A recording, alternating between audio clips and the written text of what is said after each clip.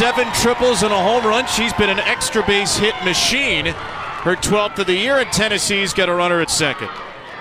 Robin Herron had carried a no-hitter into the 5th, and she doesn't even carry a no-hitter into the 5th pitch today. Tough weekend against Oklahoma. 9 earned in 8 innings, walked 11, though that can happen against Oklahoma. On the whole, a very good season. And that ball's in the dirt as Fiedler takes a big secondary lead and returns ahead of the throw from Kennedy Miller. So Robin Herron's first 7 outings of the year, .42 ERA, 33 innings, 2 earned runs. Since the start of SEC play, including the Central Arkansas game midweek, a .525 ERA, 17 earned in 22 2/3. And she has really good stuff. Of course, she comes from the left-hand side, so that's going to be used to her advantage. But she'll throw her rise ball, the pitch that she throws the most, at multiple different levels. Very confident in that lefty curve, which most lefties are. An improved changeup that she'll also throw at multiple different levels. It's a pitch that she's gotten really good at since her freshman year. It's the pitch probably that's grown the most for her, and that stuck out to me when watching her pitch against OU last weekend, pitch well against OU, especially in game 1. That changeup was on point. It's a pitch Courtney Deifel said she has to have. 3-1 for Panel, who takes ball 4 in the first 2 Lady Vols reach. I got a chance to talk to Robin Herron before the series earlier this week, and she told me, I'm one to get nervous a little bit in the first inning. And in game 1 versus OU, she had given up that home run, but it was a one-hitter that she threw against OU through 6 innings. But she had said in game 1 against OU, that was the least nervous that she had ever been in a game all year, because she had the mindset of whatever happens, happens. I'm just going to go out there and have a mindset to leave it all out there. But that was a home game. Here she's on the road. This is a tough place to play. It's a place where Tennessee hasn't lost this year. 10-0, 9 straight home series wins the last 3 years. And Boo Gibson tries to lay down a bunt out of the 3 spot. Gibson's only played in 18 games this year. Missed a couple of weeks with an injury early in the season. Got hit in the face in Clearwater. But an on-base machine, 28 in a row on base dating back to last season. She squares again and pops it out of play.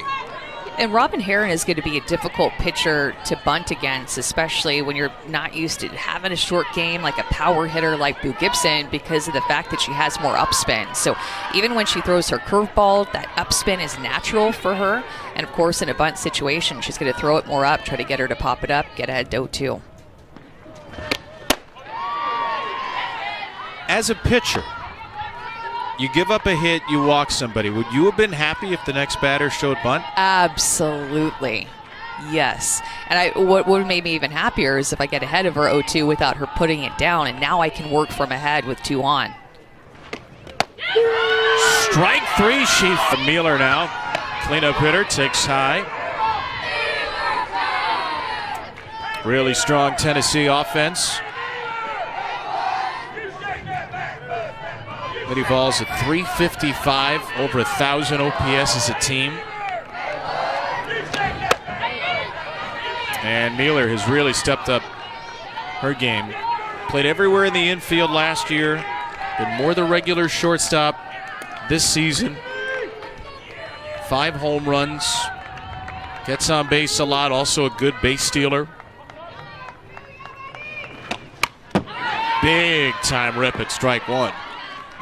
And you see early in this game, Kevin, that Herron's falling behind in these counts. And so Tennessee is finding themselves in a lot of hitters' counts. It's what Kenzie Fiedler hit the double in. It's what Laura Mueller is in right now, taking a big 2-0 hack there. That 2-0 hack, it was looking to do damage.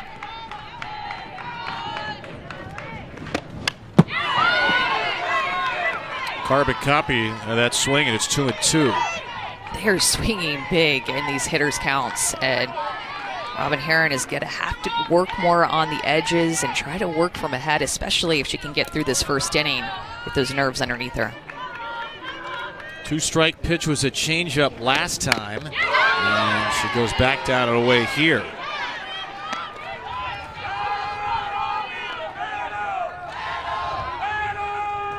Laura Mueller, a couple of years at Middle Tennessee State. She had an arm injury in high school that knocked down some of the interest. She's been a great addition for Tennessee, and now the throw gets away from Kennedy Miller on a pitch in the dirt. Backed up well by Kramer, but fielding percentages in the nation. Uncharacteristic mistake there. And strike 3 on Mueller. A in this game.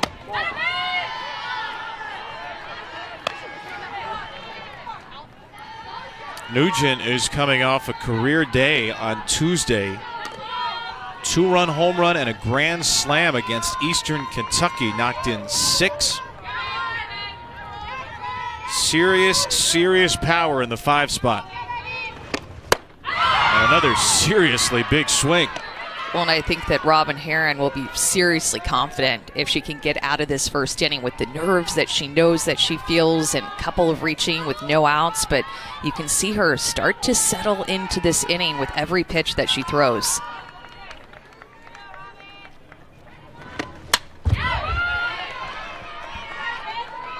Tennessee is taking some big swings. They're not getting cheated early in this game at all. Do you think that's a first inning approach? Is that a game plan? Is that something that might change as the game goes on? I think it's their game plan. Nugent down swinging. 9.9 for the degree of difficulty in this inning. Robin Herron strikes out the final 3, and that'll keep this game scoreless for Bri Ellis. The first one from Carlin Pickens here. Best power hitter in the game, best power pitcher in the game, go head-to-head for the first time in their college careers. What do you expect with this matchup? Just some intensity, first and foremost. And Carlin Pickens knowing that she's going to have to try to be perfect here. And we'll see if Bri Ellis can get on time with her early. It's a nice pitch. Pickens did not have a swing and miss in the first inning, has 2 here. Bri Ellis 27 walks and 4 strikeouts this season. She stays alive. And I had a chance to talk to Bri Ellis before this series, and she said the key to hitting 70 plus is to swing 20%. The harder I swing, the more my body takes over, and I'm just completely pulling off. So she's looking to not swing as big and as hard as maybe she usually does or has in the past. A ground ball toward the middle. No chance for Rodriguez. Maybe not at the top of the list for how we expected this power-on-power matchup to go. It's an infield single and the first base runner for Arkansas.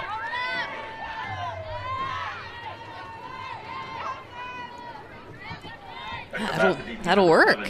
That is a short and smaller swing, just letting Carlin Pickens provide the power and hitting in the perfect spot. But nothing. Swing.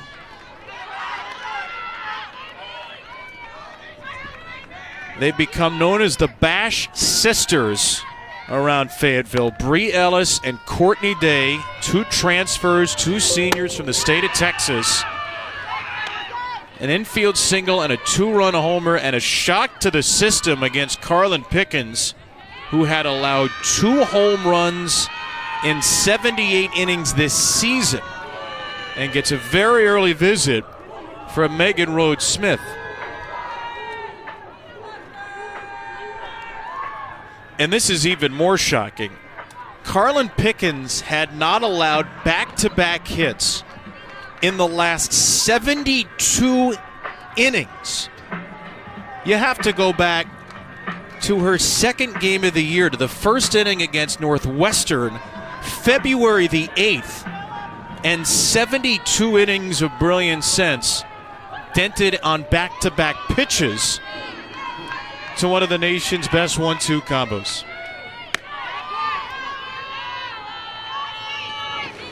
I think Arkansas is looking ready for her speed, which is part number one to have success against Pickens, is that you're not overwhelmed by her speed when you step in the box. And the other side that I'm seeing is them being ready for her speed, but she's just not having great command early on of her changeup, and to me it looks like her drop ball is staying a little flat too. It's not getting that bite down, so she's throwing 74, but it's just staying more flat through the zone, which is going to be easier for Arkansas if they're on time to square up. There's a better changeup. She figured it out. 3 strikes after the visit. The freshman Ella McDowell is the first strikeout victim. Now bat shortstop number 26, Natalia Riho. Strikeout number 116 for Pickens. 77 1/3. She struck out a little less than 40% of batters faced coming into the game. And here's a chopper from Natalia Riho. It's bobbled it short. Laura Mueller, her counterpart, commits the error. First pitch into left. That's a base hit for Carly Davison. 3 Razorbacks have put the first pitch in play this inning. 2 hits and an error, and an Arkansas rally continues. Another first pitch swing too. The Courtney Day home run was on the first pitch, and now Rijo's hit also on the first pitch. Looking early in the count, if I'm Carlin Pickens, I want to expand the zone early in the count, knowing that they're looking to swing early. And Kennedy Miller holds off on the first pitch to take it high. I mean, this is a real stunner. A crooked number against Carlin Pickens, who allowed 3 earned in 4 innings against UCLA earlier in the year. In her other 14 games, 11 starts, she had allowed 1 or 0 earned runs. 2-0 for Miller. That's chopped foul. And it goes to show, too, how important that Briella's single was. She got down in the count, just continued to fight, found a way on with that infield single, and then boom, next pitch, Courtney Day puts him on the board. But Briella's hitting with 2 strikes, swung and missed a couple of times, shortened up her swing with 2 strikes, and still found a way to get on. It's a dream start for Courtney Deifel, who really likes this team, who loves the group of freshmen she's brought in, loves how coachable they are. Has to be thrilled with the start to this game after a tough weekend. Into center field on a line and right to Fiedler. Was more really sure. Arkansas, you want to come out early and try to grab this first game 1 after losing your first 2 series to start SEC play.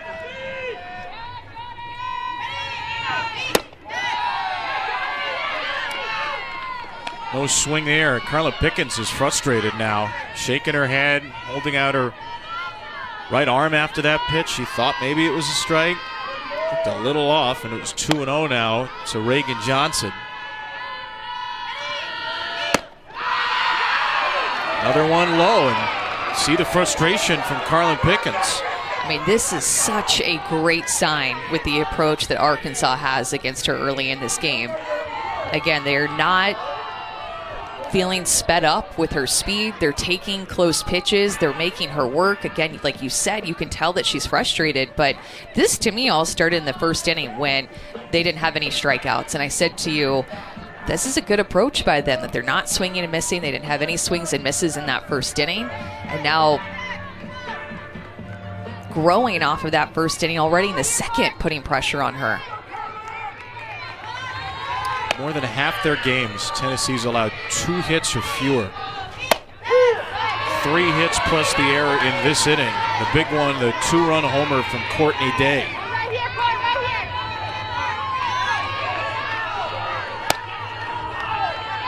Riho, Davis in the runners, and a 3-2 count to Johnson.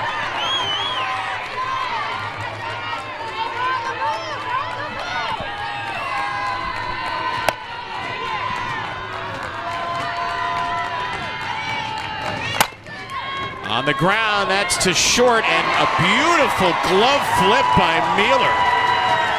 So Arkansas strands 2. That's the edge that one team has is the pitching. On Tennessee is one of the best pitching staffs in the country, and already Arkansas out with the lead on Pickens. Robin Herron struck out the final 3 after a double and a walk in the first, with a wild pitch thrown in there. 1-1 to Destiny Rodriguez, Tennessee second baseman.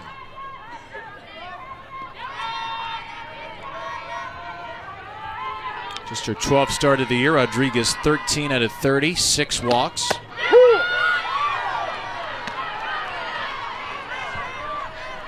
It's a pitch there that Herron just threw on the outside corner. She told me that has also developed more this year as a backdoor curveball. So she can really slice that curveball inside to right-handed hitters and away from the left-handed hitters. But that backdoor curveball is just another aspect of her game that she's continuing to work on, and clip the outside corner there and has some really nice late break to it.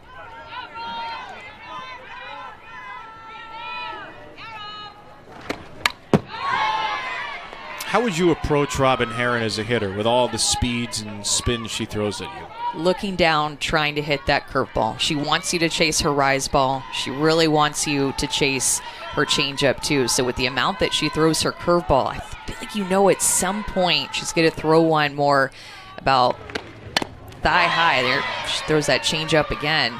Wants to get you out on that pitch with 2 strikes. Good piece of hitting there to get rid of it, but I'd look early in the count for something that's more about thigh high and not chasing out of the zone up.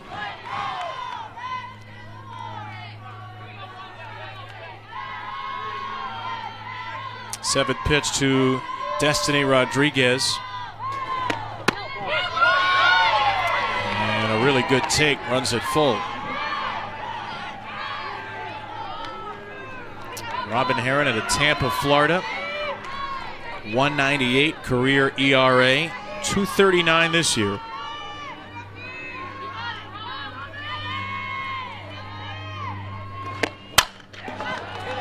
Down the line and right, that will land out of play.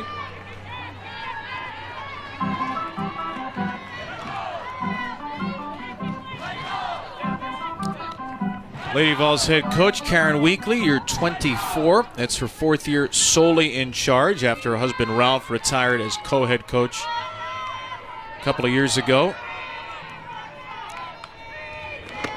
Strike 3. Herron has punched out the away from them or maybe a little bit up, trying to get an ID on just how that pitch is spinning. Now that's the backdoor curve. You see it break back over the corner, but it almost looks like it's a screwball sometimes that she's throwing to these right-handed hitters, but I know for a fact it's not because she told me she does not throw a screwball. You think she was lying to you? I don't think she was lying. Ooh, look at that changeup. That changeup is such a competitive pitch for her. She will throw that pitch in any count, can throw it for a strike like this, and breaks across the plate a bit.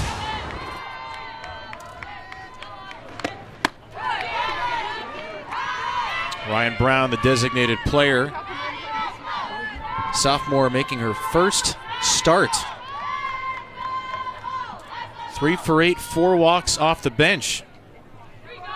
But in there against a lefty, Tennessee struggled a lot more with lefties. Man, Brown thought she got a double. Maybe that was off the wall. Down a bit. Guess she lost it in the shadows, maybe? She was full celebration mode, and then uh-oh. Looking for her first Lady Vol home run. Instead, it's out number 2 and a strike to Gabby Leach.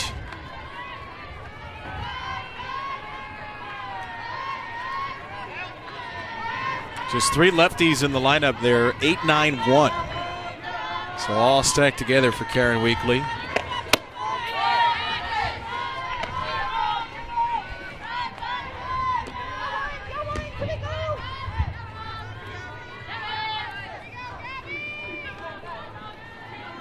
Reigning SEC Coach of the Year, Karen Weekly.